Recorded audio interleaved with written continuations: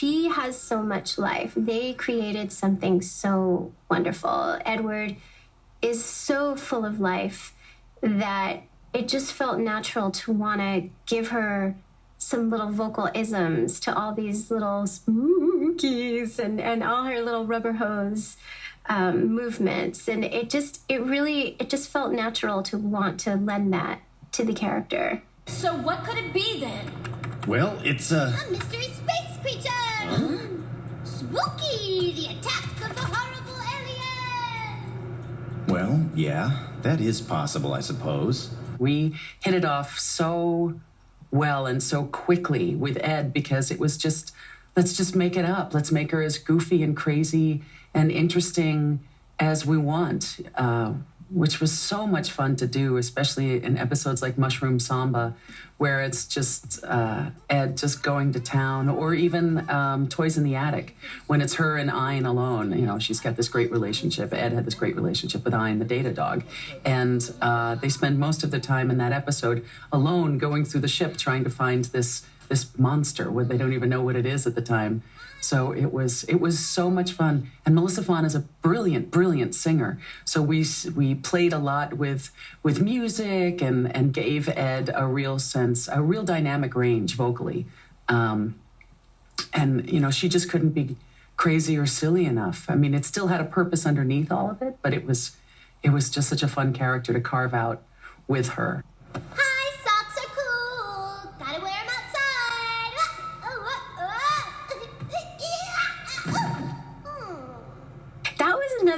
That was just a part of just the process of Ed for me, that sometimes she would just break into song, you know, and just want to sing a song, and, you know, my socks are on, you know, and like, you know, things like that, where it was just, why not sing it? You know, if you were Edward, you might want to just, you know, sing a line. I want to eat a mushroom, or, you know, whatever.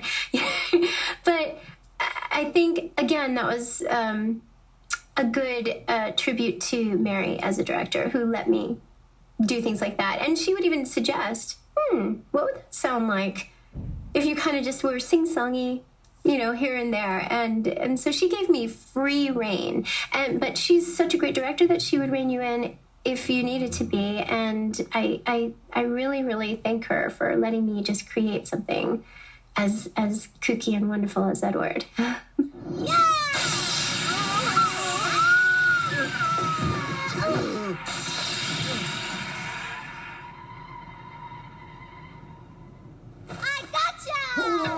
Edward, one of my favorite characters in the whole show. That squeaky, amazing, melodic little monkey person. Oh my God. Melissa, I've been a fan of hers for many years. She's an unbelievable singer. Sweetest person you ever want to know. And that voice is very natural for her. Oddly enough, it's a very, very natural thing for her. What a wild pairing. Absolutely. It's just, I'm so enchanted by Melissa's work on the show. I don't even know how she came up with the vision of some of the lines and the melodic deliveries that she found, and how quickly she can slip right back into that character. Even now, it's just remarkable. I've asked her many times, how did you come up with these repetitive phrases and these melodic highs and lows and peaks and valleys, and just the nuance and the unique signature she put on the character is unlike any other character I can think of. It's truly amazing. And I don't know how much she borrowed from the Japanese, but her performance in English is stellar. And I am so proud of her in every way. And I just feel very, I feel motherly and protective of her because she's my girl. And we were the girl survivors on the Bebop. I was mesmerized by her.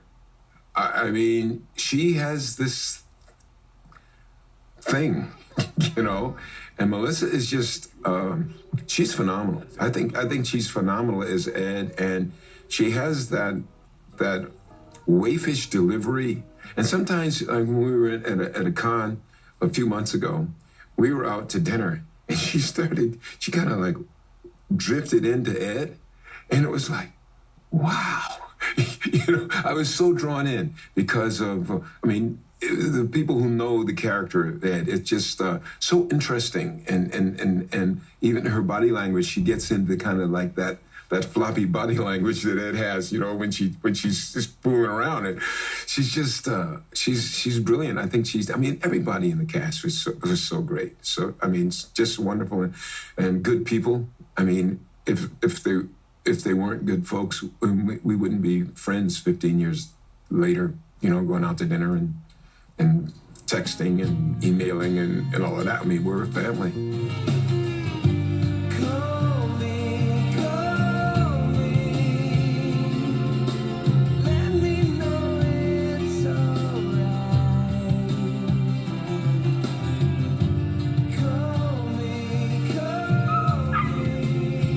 Hey, dinner's ready.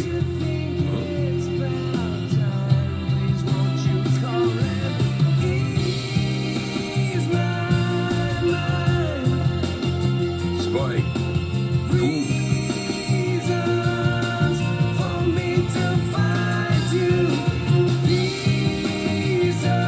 I remember it being just so emotional and sweet, and a tender side of Ed where you got to really feel something for her and for where she came from, and what a what's the word I want to use? What a loner she was to found the Bebop and made them her family. It just seemed like she had to do that. She had no choice, and she was a drifter, and it was wonderful to give a little bit of another side to her with that sad, sweet episode. I couldn't believe that was actually happening. I didn't know how a show like that could actually let a character like that go.